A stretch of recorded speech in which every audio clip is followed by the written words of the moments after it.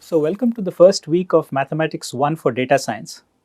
So we're going to start with some very basic things which you probably know. Right from the beginning, we're going to start talking about numbers. So in this first module, what we're going to talk about is natural numbers and integers.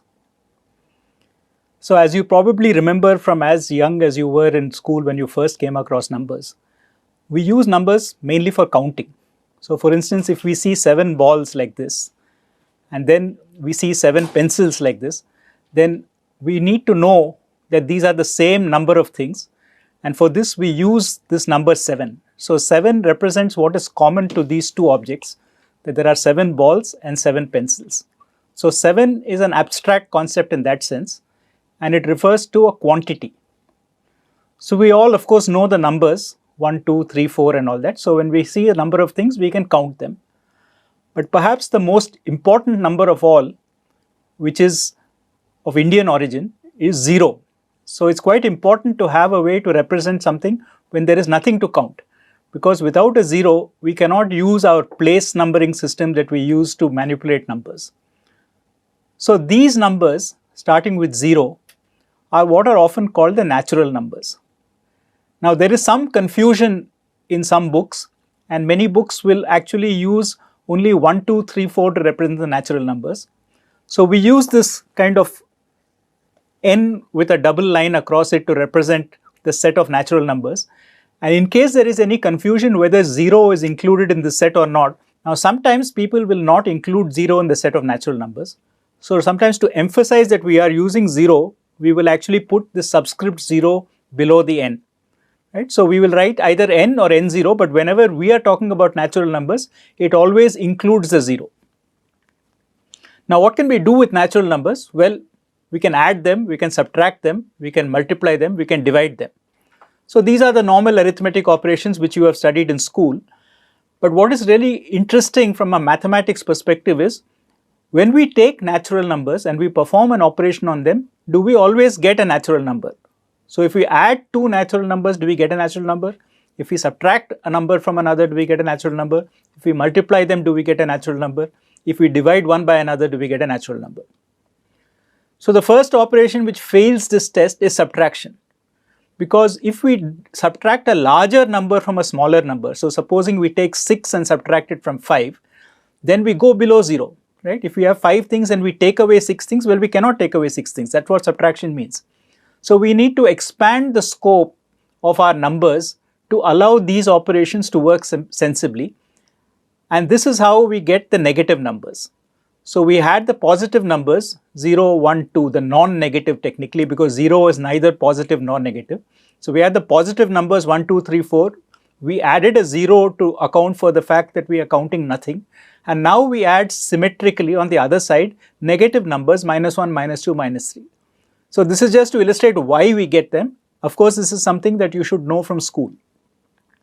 So this set, which is the natural numbers extended with the negative numbers, is what we call the integers, and we use z with a bar across it to indicate the set of integers. So we have n, the set of natural numbers which starts at 0 and goes forward 0, 1, 2, 3, 4, and we have the integers which start at minus infinity and go to plus infinity. So these are both infinite sets, but the natural numbers have a starting point 0 and the integers extend to infinity in both directions. So it's very convenient mentally to think of the integers as forming this kind of a sequence where on the left you have the very small ones and on the right you have the very long ones, and this is normally called the number line. So as you go from left to right, the numbers are increasing, and this is how the integers are arranged. So we said that subtraction takes us away from natural numbers and we brought the integers. So now let's look at the other two operations that we talked about, multiplication and division. So let's start with multiplication. So when we say 7 times 4, what we are really saying is take 7 objects and make 4 copies of them. So for instance, on the right we have those 7 balls that we started with, and then we have made 4 copies of them. So if we want to know how many balls are here, then we have 7 from the first group, 7 from the second group, and so on. So we have 4 groups of 7, and this is, if we add it up, going to be 28. So in general, this is how we multiply. When we take a number m and multiply it by n, what we are doing is we are making n copies of m. So we are taking m plus m plus m n times. So in this sense, multiplication is repeated addition. So we often use this times sign, the x sign for multiplication, but this is often cumbersome when we write out equations. So sometimes we replace this times sign by a dot, and sometimes we write nothing at all. So if we just write two symbols together, we don't write this normally for numbers, because imagine that if I write 7, 4 like this, then you don't know whether it's the number 74 or it's 7 times 4. So if we have numbers, we will normally write a dot explicitly between them, like 7 times 3. But when we have names like m or n standing for numbers, then if we write mn, we assume that it is one number m multiplied by another number n. Now we have integers, and integers have signs. They are positive and negative numbers. So we have to remember that when we multiply numbers with signs, the resulting number also has a sign. And there is a sign rule which basically says that if we have one negative number multiplied by one positive number, then the result is a negative number. So minus m, so let's assume that m is a positive number, so minus m is a negative number. So say minus 7 times 4 would be minus 28. On the other hand, if I take minus 7 and multiply it by minus 4, then the two negations will cancel and I will get plus 28. So if you have an even number of minus signs, you get a positive number. If you have an odd number of minus signs, you get a negative number. Now, just like we have repeated addition, we can also do repeated multiplication. So instead of doing m plus m, we can take m times m. And this is called m squared, and the reason that it's called m squared is visible in the picture here. So we have now here 6 balls and 6 balls. So we have 6 times 6, right? So this means that we can arrange these 6 times 6 balls in a square, and this is why we call this square. So this notation, m to the power 2, stands for the fact that m is multiplied by itself twice. Now if we multiply it by itself 3 times, then we get a cube. So here, for instance, we have 3 balls by 3 balls, and then we have a height, a stack of 3 such balls. So we have a square of 3 by 3, 9 balls, and we have 3 stacks of these one on top of the other. So this naturally forms a cube. So m times m times m is written m cubed. Now, unfortunately, we live in a 3-dimensional world and we can't imagine objects which have more than 3 dimensions. So our vocabulary stops with cube. So in general, if we have m to the power k, then we write m times m times m k times, and we just say it's m to the power k. We don't have a fancy name for it. We just say it is the kth power of m. Okay? So to emphasize, multiplication is repeated addition, and exponentiation, as we have seen, is repeated multiplication. So now let's come to division. So you would have seen this familiar problem in school. You have a certain number of objects and you want to divide them among a certain number of people. So for example, supposing you have 20 mangoes and you want to give them to 5 friends. So how many mangoes does each friend get? So here on the right we have this picture, and then what you do is, well, you start by distributing 1 mango to each friend, right? So you take out 5 mangoes and you give them to each of your friends. So now you have given away 5 mangoes and you have only 15 mangoes left. So you repeat the process. Among the 15 mangoes, you give away 5 to your friends, 1 each, and now your 15 mangoes have become 10. And do it one more time and your 10 mangoes have become 5. Do it a third time, a fourth time rather, and the 5 mangoes are now gone. So after 4 rounds of distributing mangoes, each time giving 1 mango each, so 5 mangoes per round, you have got rid of your 20 mangoes. So 20 divided by 5 is 4.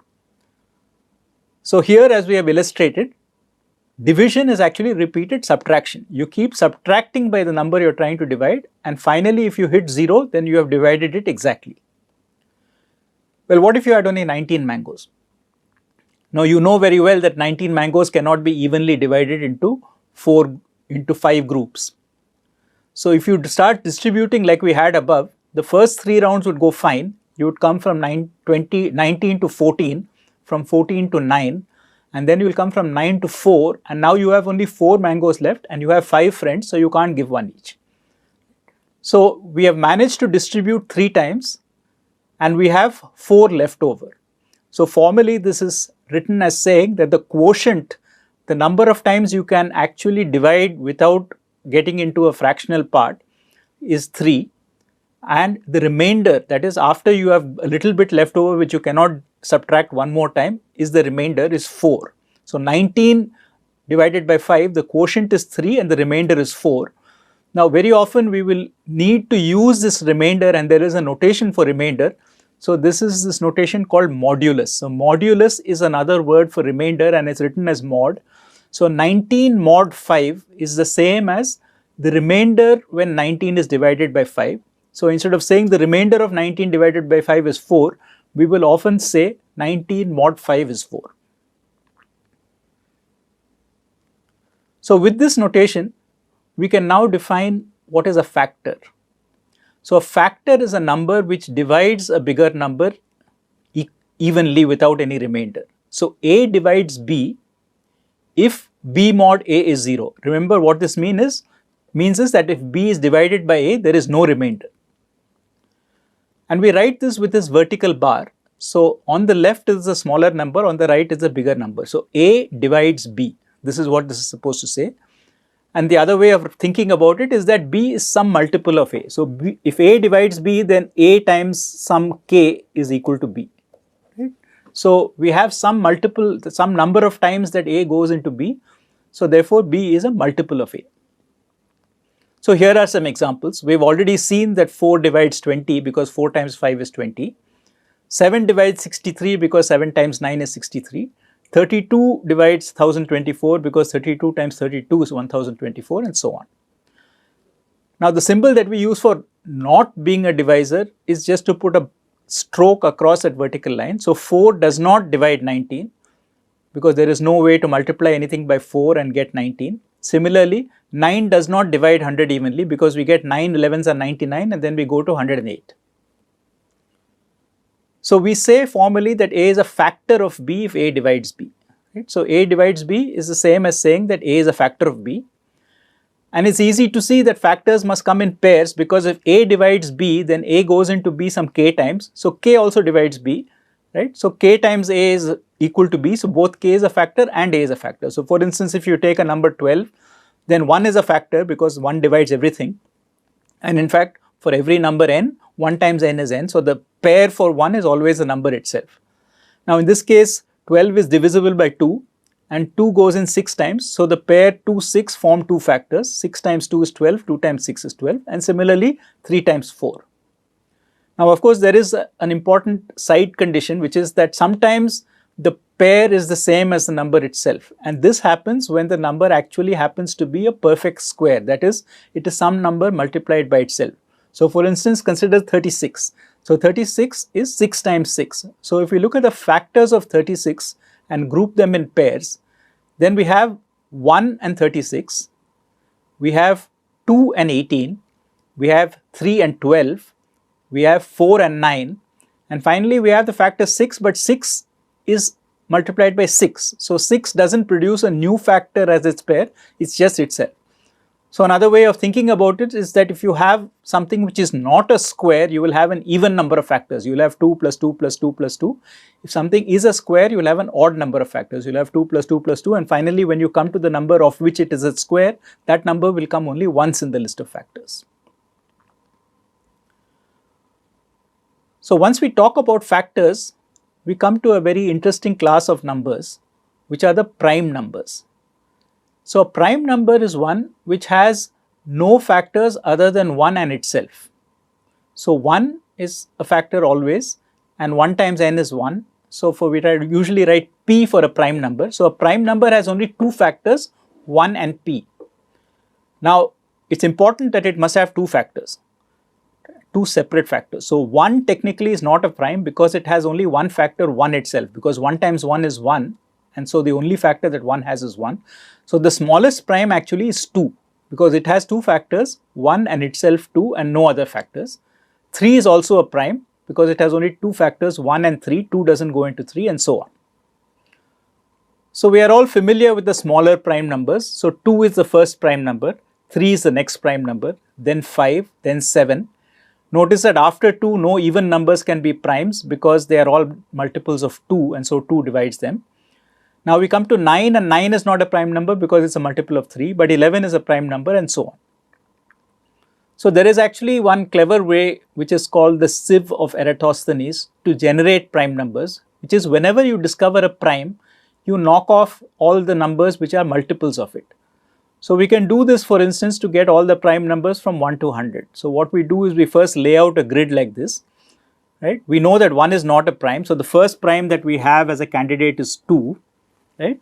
So this is how the sieve of Eratosthenes works. You lay out the numbers in a grid, and now we can try and mark off all the prime numbers which are up to 100. So we know that 1 is not a prime, so we leave 1 off the grid and we start with 2. So 2 is our first prime number, and what the sieve of Eratosthenes says is you knock off all multiples of 2. So you knock off all the even numbers, and of course now you can do it in one shot, so you can knock off this whole column, this whole column. So all these numbers are not prime. Okay. So now once you have a target, so we are looking only up to 100. So up to 100 we have knocked off all the powers of 2 or all the multiples of 2. So now we look at the first number which has not been marked off, and we notice that 3 is a prime because 3 was not yet marked off. So now we start marking off multiples of 3. Some of them are already marked off because they are multiples of 2. So 6 is already gone, but 9 is also gone, 12 is already gone, but 15 is also gone, and so on. So we can mark off all the other multiples of 2 which are not multiples of 3, and so on, right? So we get this kind of a picture. And now, having done this, assuming we have done it all the way, then we will come and find that 5 is a prime, right? So this is the process by which, if you want to count all the primes up to a certain number n, you can write out all the numbers up to n, and starting at the left, you can take the first unmarked number, call it a prime, and mark all its multiples to the right as non-primes, and the next unmarked number will be the next prime, and so on. Now this is not necessarily an efficient way to do the prime numbers, but this is a good way to generate them without missing out any. One of the important facts that we use all the time is that every number can not only be factorized, as we have seen, into a number of different pairs of factors, it can actually factorize uniquely into the prime numbers that form it. So for instance, if we look at 12, we said that 12 was 2 times 6, it was also 4 times 3, it was 1 times 12, and so on. But fundamentally, it has 3 prime factors, 2, 2 again, and 3. So depending on how we combine them, for instance, we can get 4 times 3, or we can get 2 times 6, and so on. But 2 times 2 times 3 is the absolute unique way of writing 12 as a product of prime numbers. And using our exponentiation notation, we can condense this and put the two 2's together and say it is 2 to the power 2, or 2 squared times 3. Similarly, if we take a number like 126, then it is 2 times 3, 6 times 3, 18 times 7. Okay. So the prime factors are precisely 2, 3 twice, and 7, and we can write this as 2 into 3 squared into 7. So this is very important because we use it implicitly a lot, and we will see later how we use this. So this is called the prime factorization, right? So every integer can be decomposed into a product of primes in a unique way. So to summarize, we started with the natural numbers which we use for counting, which are the numbers 0, 1, 2, 3, 4, and so on. Then we extended these numbers with the negative numbers, and this gave us the set of integers. So the integers include all the natural numbers as well as the negative numbers 0, 1, 2, 3, and so on, minus 1, minus 2, minus 3, and so on. We saw some basic arithmetic operations on these, the usual addition, subtraction, multiplication, division, and exponentiation. We also looked at what happens when we divide integers and we don't want to look at fractions. Then we talk about the quotient, which is the integer number of times that the dividend goes into the number, and the remainder is also written as a mod b.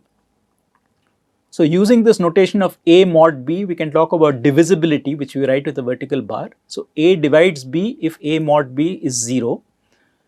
So the factors of a number are those numbers which divide it, and a prime number has exactly 2 factors, 1 and itself, and we can always decompose any integer uniquely into the list of factors, prime factors, that multiply out to form that number. See you next time.